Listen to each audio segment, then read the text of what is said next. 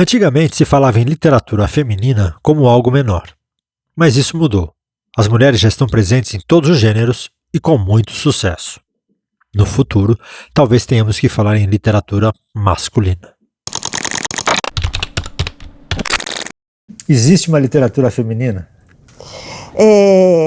Essa é uma pergunta que rende 5 volumes na resposta, né? Porque para responder a isso nós precisamos tirá-la do contexto, ou seja, ela não é referente só à literatura.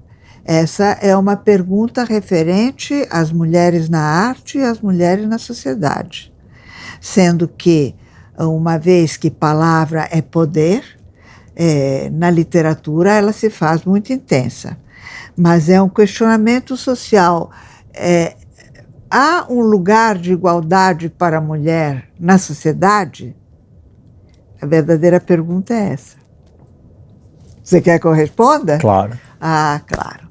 Então, primeiro a gente tira ela do contexto. Segundo,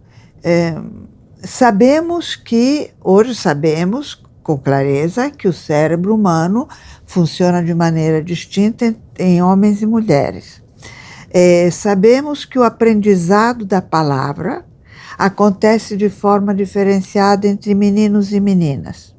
As meninas são mais rápidas, as meninas têm mais riqueza verbal, as meninas têm mais facilidade para o raciocínio abstrato, para falar da abstração, e não podemos esquecer que literatura é grandemente abstração, né? Por que isso tudo seria apagado quando chegássemos ao ponto máximo da expressão da palavra escrita, que é a literatura? É evidente que isso permanece. Eu acho que essa pergunta já está envelhecida, embora continue sendo feita, e está envelhecida pelo estudo de tanta literatura feminina que temos hoje em dia, e de tanta expressão poética feminina relevante no mundo inteiro. São discursos diferentes que estão sendo tecidos. Então, a pergunta está envelhecida, mas a resposta está rejuvenescida, né? Porque há um tempo atrás se dizia não, há uma literatura só, não se deve diferenciar, não é? Hoje já se aceita que homem e mulher pensam de um jeito diferente, e assim talvez escrevam diferente também. A resposta, você sabe que a pergunta tinha um viés malévolo, porque era feita não tanto aos teóricos quanto às escritoras. Perguntava-se à escritora: você acha que a sua literatura é uma literatura feminina? Se ela dissesse sim, ela ia para o chiqueirinho dos menos importantes. Uma vez que ela queria ir com a pulseirinha colorida para o chiqueirinho VIP, ou seja, a grande literatura, ela respondia que não há uma literatura feminina. Quando o autor escreve, ele é qualquer coisa que ele queira exprimir. Sim, ele é qualquer coisa que ele queira exprimir, mas ele não exprime da mesma maneira que o outro gênero. Se fizeram altos estudos, foram feitos estudos de conteúdo, de forma, para ver se identificava a diferença. E é claro que não se achou nada, porque havia um esforço das escritoras femininas, um esforço de imitação ou de contenção. As escritoras do século XIX sabiam que elas tinham que se limitar a determinados temas e a determinadas maneiras de apresentá-lo. Elas não podiam escrever o que quisessem. Havia uma censura. E isso foi levado adiante. Então, durante muito tempo, as mulheres fizeram uma literatura imitatória da grande literatura. Eu acho que hoje isso começa já a sumir. No Brasil, desaparece grandemente com Clarice Lispector, que não há dúvida que é uma literatura de mulher. Aquilo não poderia ter sido escrito por um homem. Esse modo de escrever feminino, como que é? Sim. Eu tenho a impressão que a atenção das mulheres se pousa bem mais do que a dos homens no pequeno. As mulheres fazem astronomia olhando uma migalha de pão sobre a toalha da mesa. Elas pegam o pequeno e abrem, e abrem, e abrem. Os homens, eu acho que há uma tendência masculina contrária, né? Olham a imensidão e tentam colocá-la dentro da medida humana, para poder lidar com ela, porque ela é imensa. E como que você sente que os homens veem a mulher na literatura hoje? Como personagem? Como personagem? De toda forma e maneira. De toda forma e maneira. A gente não guardou um preconceito, assim, de deixar mais romântica e doce? Não, não creio. Não, jovens autores. Os jovens autores transitam nos gêneros. A homossexualidade é uma porta aberta de convívio, digo, convive-se juntos, você tem amigos gays, você tem amigas casadas. Então, a questão de gênero ficou mais aberta, ficou mais fluida, ficou mais fácil na convivência. E se você tem uma facilidade de convivência, isso te permite uma facilidade de observação, um despreconceito, né? Você vive isso menos preconceituosamente, e eu acho que buscam mais na experiência pessoal. A literatura moderna, jovem, brasileira, é muito baseada na experiência pessoal, na vivência pessoal. Transformada em romance, com disfarce ou não, mezzo autobiográfico, mezzo fantasia. Uma vez que os limites foram detonados, o biográfico pessoal entrou muito intensamente no mix da fórmula do romance jovem, moderno. Será que isso é culpa das mulheres? Que olha a palavra que ele usa! Atenção, moças! Olha a palavra que lhe vem à boca!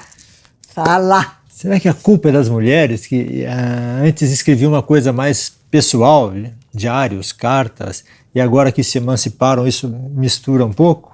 Ou não? Você quis dizer mérito? Exatamente, eu não falei mérito.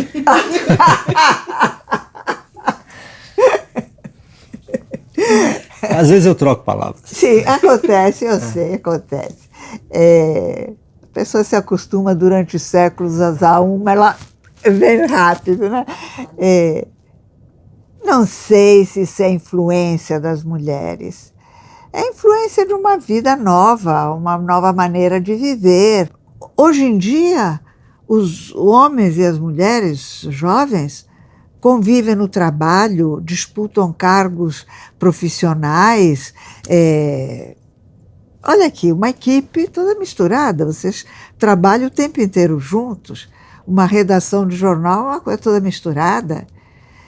Então, os modelos que os homens têm hoje à disposição para a construção de personagens femininas é muito mais variado, é um leque de opções muito maior.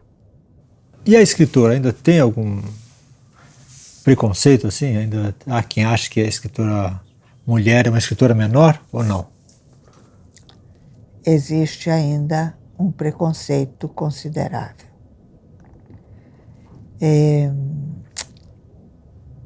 Que é surpreendente porque as mulheres leem mais do que os homens, são mais consumidoras de livros do que os homens. E hoje em dia, talvez até esteja escrevendo mais do que os homens. Tem muita mulher escritora. Uma vez que o mercado descobriu que as mulheres compram prazerosamente livros escritos por mulheres, porque antes os homens não compravam livros escritos por mulher. Então havia um empecilho, os editores relutavam em editar mulher por causa disso. Hoje, sabendo que as mulheres leem mais do que os homens e compram prevalentemente livros de mulher, tem espaço muito aberto. Se as mulheres leem mais e estão escrevendo cada vez mais, será que no futuro a mulher vai ser o gênero dominante na literatura e a gente vai ter que fazer uma reportagem sobre literatura masculina? Eu sou uma pessoa, ainda tenho alguns lados utópicos. Eu gosto de pensar que não teremos gênero dominante, que até a questão de gênero vai se diluir. Porque, veja bem, já não temos, estão aí os candidatos, não faço nomes porque eu não faço propaganda gratuita, dizendo que a família, porque a família que está na Constituinte, na Constituição, né, que é pai, mãe e filhos, isso acabou. A família pode ser de uma pessoa só. É família monoparental. Uma pessoa adota uma criança, ele é uma família. A família pode ser cruzando gêneros, plural. Então, por que continuaríamos tendo essa ênfase na questão do gênero dominante? Tenhamos esperança em gêneros complementares. Não é?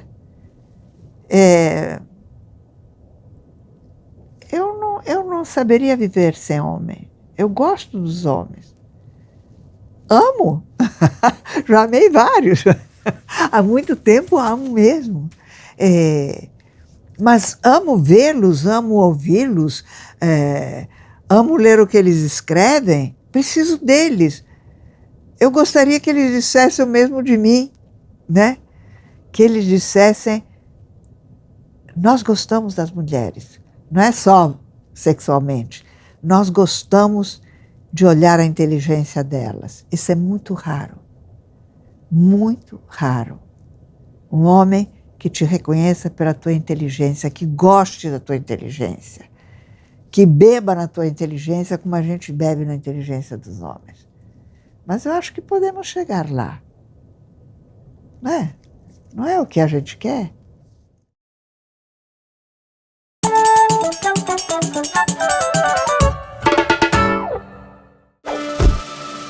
Margaret Atwood nasceu em 1939 no Canadá. Ela se alterna em escrever contos e poesia. Geralmente, a poesia é mais pessoal e a prosa aborda temas mais sociais. Atwood tornou-se uma retratista habilidosa dos problemas femininos e seus livros sempre têm algum humor, mesmo quando o assunto é sério.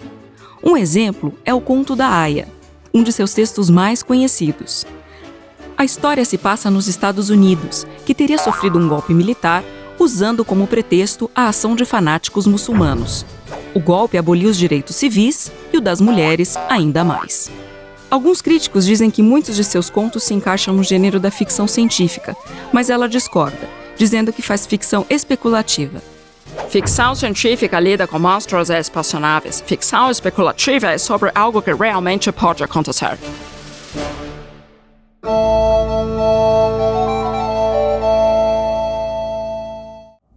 Um dos aspectos mais interessantes da literatura infantil é que ela reflete de modo muito claro o que uma sociedade pretende para suas futuras gerações. Nesse sentido, até muito pouco tempo atrás, a literatura infantil mundial, ela mantinha a mulher num papel extremamente característico, ou seja, a mulher estava dentro de casa, cuidava dos filhos, cuidava da casa. Nesse sentido, algumas histórias e algumas mulheres romperam com essa tradição, né, com essa cultura da mulher dentro do lar. No caso da literatura infantil, um dos exemplos disso é a série Pilar, escrita por Flávia Lins. Pilar é uma menina de 10 anos, absolutamente aventureira, que realmente quer ganhar o mundo, ela quer viajar, ela quer ser independente e autônoma. E a partir dessa concepção e dessa personalidade é que todos os livros da série se desenvolvem. Pilar já esteve na Grécia, Pilar já esteve no Egito, Pilar já esteve na Amazônia e Pilar continua viajando e realizando o seu sonho. Ela viaja junto com seu melhor amigo, que é o Breno, e com seu gato, Samba. Como que eles fazem isso? Quando ela fez 10 anos, o seu avô lhe deu uma rede mágica a partir da qual ela pode ir para qualquer lugar do mundo. Só que tem uma questão, não é o lugar que ela quer. É o lugar que alguma aventura a leva. Nesse sentido, ela vai continuar viajando. Uma das grandes questões que a gente vê em Pilar é que, além da questão ficcional, que é muito bem desenvolvida pela autora Flávia Lins, porque é uma narrativa muito ágil, com um ritmo muito acelerado, com um vocabulário muito simples, mas uma narrativa muito rebuscada no sentido da trama. Ele também tem aquele aspecto de ser um livro que tem a parte de ficção, mas também tem toda uma parte de conhecimento, que é uma parte que poderíamos dizer de um livro mais informativo, onde o leitor, além de estar lendo, se divertindo, ele está aprendendo uma série de coisas sobre os países. O projeto gráfico acompanha, de uma forma muito de perto, toda a concepção do livro. Haja vista que a gente tem aqui, né, um livro como se fosse, de fato, um diário escrito por ela. Também o fato de ser um diário que é escrito em primeira pessoa é alguma coisa que é um gancho muito forte com o leitor adolescente, porque realmente o pequeno leitor se vê absolutamente enganchado, imediatamente enganchado na narrativa proposta pela autora. Então é um livro que realmente, uma série, né, são livros muito ágeis, muito divertidos, onde o pequeno leitor vive grandes aventuras e viaja pelo mundo. Realmente é um livro muito interessante.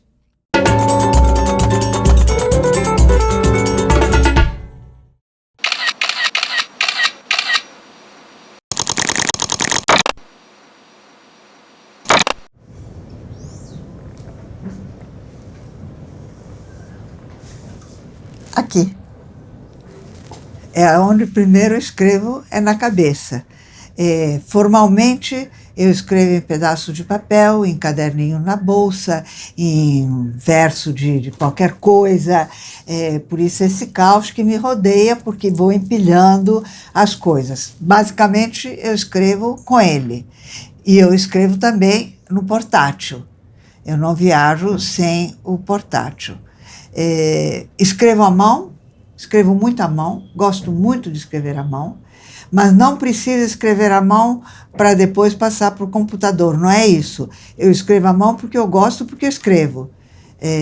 Mas porque a mão tem uma velocidade menor que acompanha melhor, estimula melhor a velocidade do pensamento.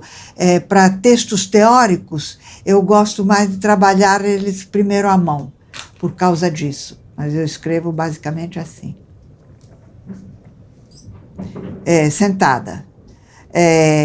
Eu escrevo em qualquer horário, quando Deus é servido, quando posso, escrevo muito, escrevo sempre.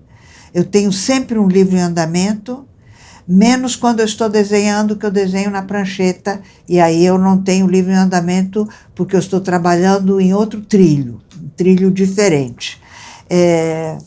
Eu trabalho em gêneros diferentes, trabalho poesia, prosa, conto, ensaio, crônica, jornalismo. Então, cada mudança de gênero implica em mudanças estruturais internas. Trabalho de maneira diferente. Faço muitas anotações, revejo o texto milimetricamente, eu trabalho muito com mini-conto, o que exige uma precisão absoluta. Minha vida é trabalhar. Basicamente, o eixo da minha vida é o trabalho, que é também o eixo da minha alegria. Por tudo o que eu falei agora, escrever tornou-se, ao longo dos anos, uma segunda natureza. Eu escrevia desde criança, tenho diário desde criança, ou seja, eu sempre precisei ver escrito aquilo que eu sentia, talvez para entendê-lo melhor. Eu poderia dizer que é por uma questão econômica, que é a minha vida. Não. É porque escrever e ler fazem parte do meu olhar sobre o mundo, do meu olhar sobre mim, da minha tentativa absolutamente humana de entender aquilo que é tão incompreensível.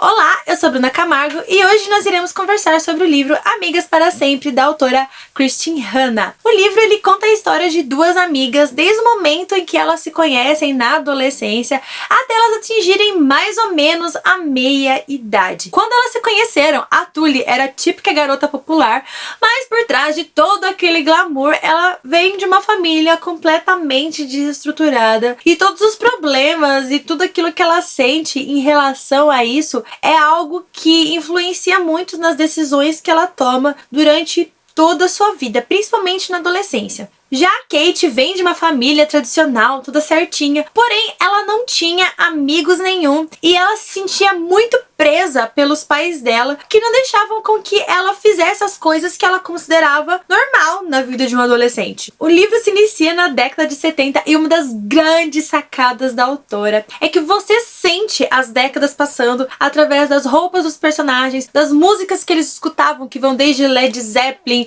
a Queen, Madonna, Whitney Houston, pequenos elementos que fazem com que você se aproxime ainda mais do livro, daquele período histórico, e ele ambienta tudo e uau!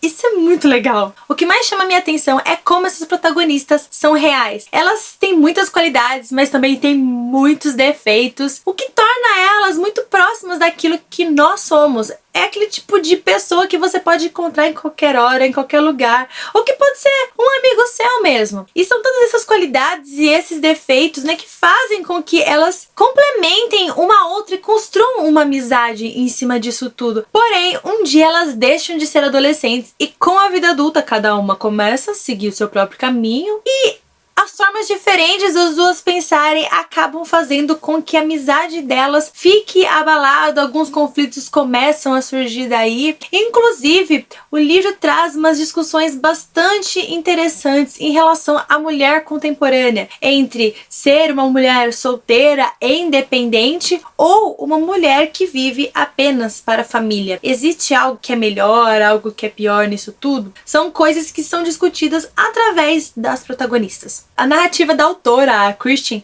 é muito gostosa de se ler. Em alguns momentos chega a ser até poética. E eu amei o fato de que em algumas coisas os personagens amadurecem ao longo dos anos, em outras não, porque isso apenas os tornou mais palpáveis pra mim. Eu comecei lendo esse livro rindo e terminei ele soluçando, mas foi uma coisa meio risos entre lágrimas, algo assim.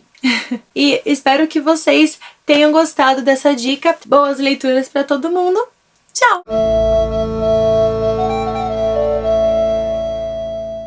Meu nome é Lídia da Silva Gonçalves e eu tenho 78 anos e aprendi a ler e escrever com 65. Todos aqui conhecem a Dona Lídia. Quem não conhece a Dona Lídia não conhece o bairro de Santa Cruz. Sempre ela está tentando assim, trazer algo de bom para a comunidade. Nasci aqui no sítio do meu avô.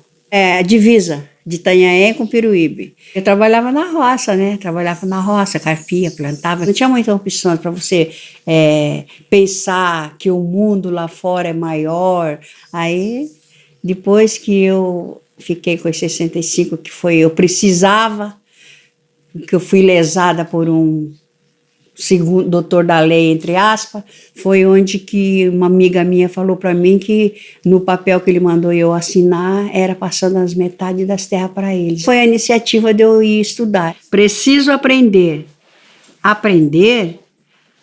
Aprendi porque me esforcei. Aprendi porque tinha quem me ensinava. Me ensinou porque sabia que eu queria aprender. Porque eu gosto muito de livros. Mas aí, como eu seria egoísta, né? Montar uma biblioteca só para mim, com tanta gente que precisa de ajuda. Aí eu fui para a comunidade, na garagem da minha casa, que era o único lugar que eu tinha disponível. Tudo isso aqui, os livros foi doação, a metade do livro foi doação. Mas as prateleiras, eu comprei tábuas para fazer, fiz. Ao mesmo tempo que ela está fazendo isso, ela está ajudando muitas crianças, muitas pessoas. E eu tenho certeza que muita gente que vai vir agora aqui, essa temporada, nossa, vai ficar encantado com isso daqui. E tem crianças que os pais já falaram para mim que, após que eles leram os livros daqui, eles estão se aperfeiçoando mais na escola. As professoras me mandam abraços. E eu creio que desse lugar que alguém olha, né, que é um bairrozinho simples, que não dá nada, eu creio que aqui vai sair professoras, pedagogas, né, vai sair advogado. Aqui eu me sinto realizada, é onde eu me sinto, à noite venho estudar aqui, sabe? Aqui para mim é uma paz, um silêncio. Então aqui eu me sinto muito bem.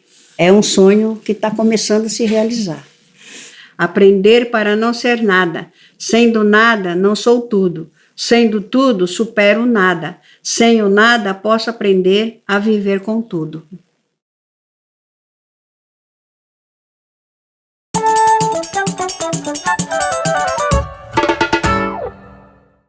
Safo nasceu na ilha de Lesbos por volta do ano 620 a.C.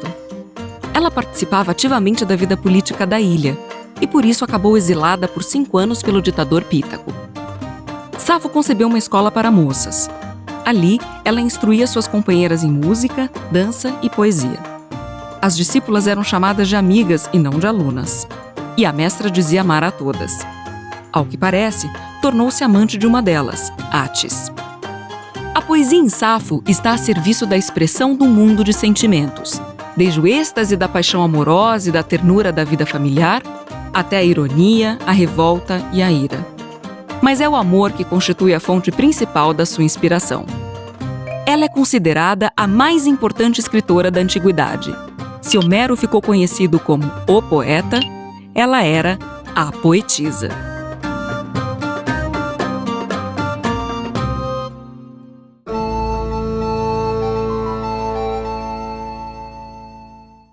O livro que eu sugiro é esse livro de Clarice Lispector, Laços de Família. São os contos dela, quando ela aparece para um público maior, porque ela era uma escritora de escritores, conhecida só por poucos e admirada pelos que a conheciam, e ela aparece na revista Senhor com esses contos que eu e meu irmão, jovens, adolescentes, amamos de paixão. Depois ela cresceria nos seus grandes romances, embora ela já fosse romancista ao tempo dos contos. Clarice é a autora maior da modernidade brasileira, é hoje uma autora internacional, admirada, louvada em todo o mundo.